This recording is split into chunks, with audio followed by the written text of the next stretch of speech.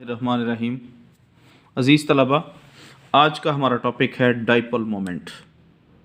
Dipole जैसा कि लफ्ज़ तर्जमा ही ये है कि देर आर टू पोल्स, और इन टू पोल्स के दरमियान जो इंटरेक्शन है, जो इसका टेक्सचर है, हमने आज उसको डिस्कस करना है। जैसा कि हम लोग कहते हैं कि molecules in which electron pair making the bonds are not equally shared, ये एक्चुअली कोवेलेंट बॉन्डिंग में ज़्यादातर शेयरिंग भी इस तरह की है कि अगर इक्वल डिस्ट्रीब्यूट हो तो एटम या मॉलिक्यूल होता ही नॉन पोलर है, न्यूट्रल होता है। लेकिन अगर वही इलेक्ट्रॉन अगर एक साइड पे शिफ्ट हो जाए तो एक साइड पे इलेक्ट्रॉनिक क्लाउड ज़्यादा होने की वजह से पार्शियल नेगेटिव चार्ज आ जाता है, और दूसरी साइड पे जहाँ से इलेक्ट्रॉन जिस साइड को गए हैं उधर पॉजिटिव चार्ज ज़्यादा अकोमोलेट होता है। This is due to difference of electronegativities between two atoms. So dipole moment is the property which is associated with such type of molecules. Definition इसकी ये कहेंगे कि dipole moment is the product of electrical charge and the distance between two charges. कि दो charge है positive और negative, उनके दरमियान mu is equal to d into e. D distance है, ई चार्ज है, म्यू इसका एक्सप्रेशन है mathematical.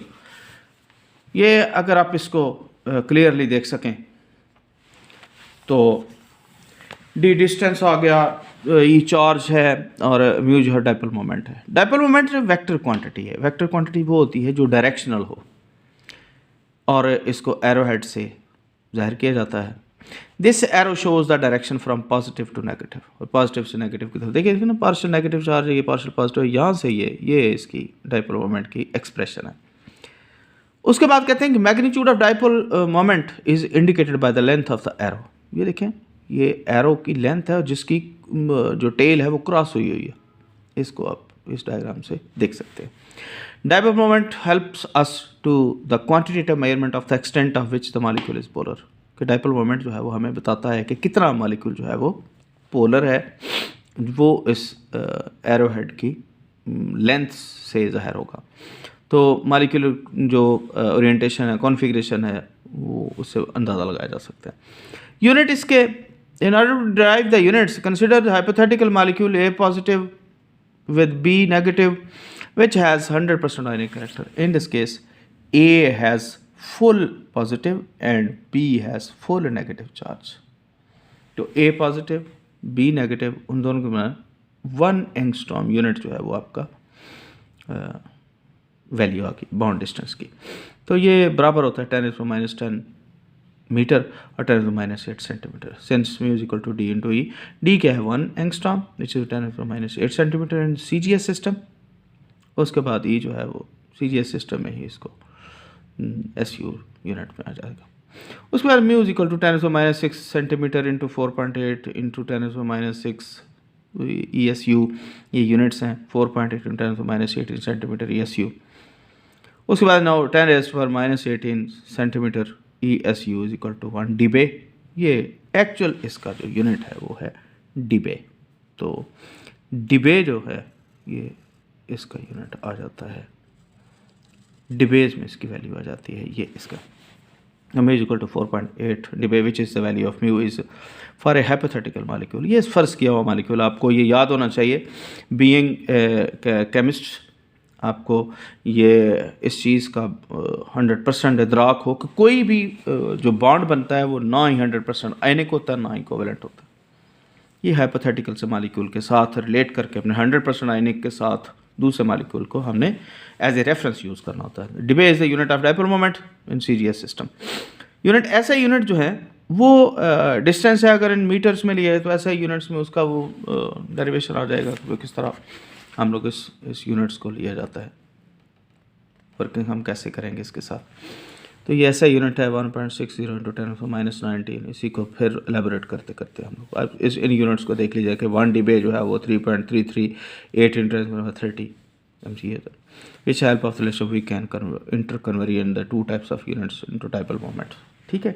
Dipole moment of molecule, diatomic molecules हैं, क्वेश्चन की वैल्यूज़ दी हुई हैं H2 F2 Cl2, इसको ज़रा पढ़ लीजिएगा, देख लीजिएगा कि मॉलिक्यूल जो है वो पोलैरिटी जो ख़ास तौर पे इम्पोर्टेंट जो है वो हाइड्रोजन HCl HF और वाटर है, फिर SO2 है, फिर HCN है। इन मॉलिक्यूल्स की जो वैल्यूज़ हैं उनको ज़रा देख लीजिएगा, और इस तरह मुख्तलिफ जो छोटे मॉलिक्यूल्स हैं उनके साथ भी ऐसा ही बिहेव करेंगे। तो इस तरह ये एक और मॉलिक्यूल गलत लिखा हुआ है इसमें AgCl3, अल्टीमेटली कुछ वैल्यूज़ दी है, इसको ज़रा अजबर कर लें ताकि कभी भी इसकी ज़रूरत पेश आए तो आपको पता हो कि हमने ये कुछ मॉलिक्यूल्स की डाइपोलैरिटी जो है उसको डिस्कस किया हुआ। कुछ ऐसे मॉलिक्यूल्स हैं जिनका डाइपोल मोमेंट ज़ीरो होता है। ये बहुत सारे ऐसे मॉलिक्यूल हैं जिनको याद रखें। CS2 है, उसके बाद BF3 है, क्योंकि ये एक 3 फ्लोरीन एटम्स जो हैं वो कोवेलेंटली बॉन्डेड होते हैं यहाँ पे। CH4 है, ये भी ज़ीरो को डाइपोल मोमेंट है इसका। CO2 ख़ास तौर पे डाइपोल मोमेंट ज़ीरो है। फिर Cl2, ये डाइपोल मोमेंट ज़ीरो है। उसके बाद आ जाता है पोलराइजेशन ऑफ मॉलिक्यूल, कि मॉलिक्यूल जो है पोल्स में कन्वर्ट क्यों होते हैं। असल में मॉलिक्यूल जो बनते हैं वो पॉजिटिवली चार्ज न्यूक्लियर और नेगेटिवली चार्ज इलेक्ट्रॉनिक क्लाउड है जो बाहर, ये पॉजिटिव चार्ज न्यूक्लियस है, बाहर इलेक्ट्रॉनिक क्लाउड है जो इक्वली शेयर्ड हुआ होता है सारी साइडों पे।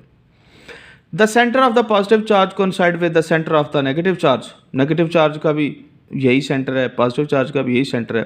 लेकिन जब इसको चार्ज प्लेट्स के अंदर या चार्ज मॉलिक्यूल के अंदर या कोई ऐसे इन्फॉर्मेशन दिया जाए जहाँ पे दो पोल्स बने हुए हों, तो फिर ये मॉलिक्यूल जो है रीअलाइन अपने आप को करते हैं। एक साइड पे पॉजिटिव हो जाता है जो पोल्स का बायस बनता है, इसको पोलराइजेशन स्टेट या पोलराइज्ड स्टेट कहा जाता है।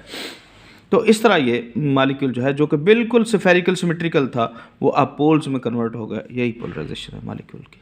ठीक है, इलेक्ट्रॉनिक क्लाउड डिस्टर्ब होता है और इस तरह इसको भी देख लीजिएगा। जब आप कुछ मॉलिक्यूल ऐसे हैं जो खुद पॉजिटिव और नेगेटिव एंड्स होते हैं, लेकिन कुछ ऐसे मॉलिक्यूल्स हैं जिनको जो न्यूट्रल होते हैं उनमें अगर पोलराइजेबिलिटी पैदा की जाए तो इसको इंड्यूस्ड पोलराइजेशन कहा जाता है। इंड्यूस का मतलब होता है खुद से पैदा किया गया पोलराइज फैक्टर है। तो इसको भी ये छोटी छोटी चीज़ें हैं इसमें डिस्ट्रीब्यूशन सिमेट्रिकल है, अगर डिसअपीयर हो जाती है तो बाज़ बात फिर ख़त्म हो जाती है। ये आपने कॉम्ब और उसका वो पेज वाला एग्जांपल आपने पहले भी पढ़ी हुई है कि कॉम्ब को जब आप हेयर्स के साथ रब करके छोटे छोटे पीसेस पेपर के पास ले जाते हो तो वो पोलराइज्ड होने की वजह से या पोलराइजेबिलिटी की वजह से वो पेज को अपनी तरफ अट्रैक्ट करता है। जस्ट सेकंड्स में वो पोलराइजेबिलिटी जो है वो डिसअपीयर हो जाती है, तो वो पेज नीचे गिर जाते हैं दोबारा से। बहरहाल, induced dipole moment, degree of induced polarization depends upon the strength of electric cloud and the nature of the molecule. This thing is independent of temperature. Hence, mu1 is equal to alpha multiplied by x. ये induced dipole है, mu I कहा गया, 1 मेरे मुंह से निकल गया। mu I is equal to induced dipole moment, mu is equal to polarizability of the molecule, x is the strength of electric field. उसके बाद है ओरिएंटेशन ऑफ पोलराइजेशन। ओरिएंटेशन का मतलब यह है कि अलाइनमेंट होती है मॉलिक्यूल की पॉजिटिव और नेगेटिव की तरफ। जैसा कि ये यहाँ पे ये दिया गया, 2 प्लेट्स हैं, इसमें 2 इसके एंड्स बने हुए हैं जिनके दरमियान ये पड़ा हुआ है। ये बिल्कुल नॉन ओरिएंटेड है। यहाँ पे आप बिल्कुल सीधा एक पॉजिटिव की तरफ आना था इसने, क्योंकि ये अट्रैक्ट करना है, ये पॉजिटिव इस नेगेटिव से, ये नेगेटिव इस पॉजिटिव से अट्रैक्ट कर रहा है, तो अल्टीमेटली ये सीधा हो जाएगा मॉलिक्यूल और ये पैरेलल हो जाएगा to one another. Due to thermal agitation and possession of the kinetic energy, molecule feel resistant to get the proper orientation, कि जब आप हीट करोगे, टेम्परेचराइज करोगे, तो मॉलिक्यूल प्रॉपरली इस तरह ओरिएंट होने से रेजिस्ट करेगा, नहीं करेगा उस तरह easily. This is called the orientation polarization and it is temperature dependent. Orientation polarization will decrease the increase of temperature. Orientation जो है वो डिक्रीज करती है टेम्परेचर राइज करें। Temperature affect the behaviour of the substance in an electric field is use to make the distance between polar and non polar substances. ठीक हो गया। अब आगे चल के हमने इसको कुछ मेजरमेंट्स में लेना है। वो क्या मेजरमेंट्स हैं? मैथमेटिकल डेरिवेशन हमने इसका डिस्कस करना है। अगर मॉलिक्यूल नॉन पोलर हो like H2 Cl2 Br2 then only induce polarization is there, first of all then orientation is developed. कहते हैं सबसे पहले तो उसकी ओरिएंटेशन डेवलप करें ना, मॉलिक्यूल जो है उसको पोलराइज बनाएं. In this case of molecule having permanent dipole there is orientation polarization first of all and then induce polarization. It means that total polarization is definitely present in every type of molecule. PM जो कि molar polarization है, total molar polarization, PI induce polarization और O जो है orientation polarisation. सबको इकट्ठा करेंगे तो total polarization related to the dielectric constant of the medium, polar mass of the substance and density of the substance by the following equation. PM is equal to epsilon -1 epsilon +2 m/d. ये सारी एक mathematical क्लॉसियस-मसुर्टी equation है. इसको combine करेंगे third और fourth को तो हमारे पास रिजल्ट आएगा PM is equal to PI plus PO which is equal to epsilon -1 epsilon +2 into m/d. ये एक मैथमेटिकल रिलेशनशिप है जो हमें ओरिएंटेशन पॉलीमर्स जो है उसको कैलकुलेट करवाने के लिए और dielectric constant of the substance जो है उनका पता चलाता है. और वो चीज़ें अगर शामिल करें तो हमारे पास सारी की सारी वैल्यूज हमें निकल आती हैं. ये फार्मूला है नीचे, formula of induced and orientation polarization. Debye has been given the expression for the PI and PO. PI is equal to 4/3 pi NA alpha. PO is equal to 4/9 pi NA mu square over KT. यहाँ पे ये Avogadro's number हैं, ये सारी की सारी उसकी expression है कि ये मैथमेटिकल जो टर्म्स हमें हमारे पास दी गई उसकी एक्सप्रेशन क्या है, ये कहाँ पे है. K Boltzmann constant, T is the temperature है. तो ओरिएंटेशन पॉलीमराइजेशन जो कि इन्वर्सली प्रोपोर्शनल है टेम्परेचर के.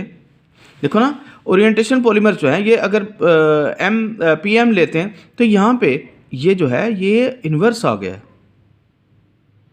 और डायरेक्टली प्रोपोर्शनल होता है square of the dipole moment. Dipole moment जो है ये एक्चुअली ये डाइपोल मोमेंट आपका आ गया और ये आपका टेम्परेचर है. तो ये नीचे 1/T जो है ये इन्वर्सली प्रोपोर्शनल साइन को एक्सप्रेस करता है. तो क्लॉसियस-मसुर्टी इक्वेशन जो फाइनल फॉर्म है ये.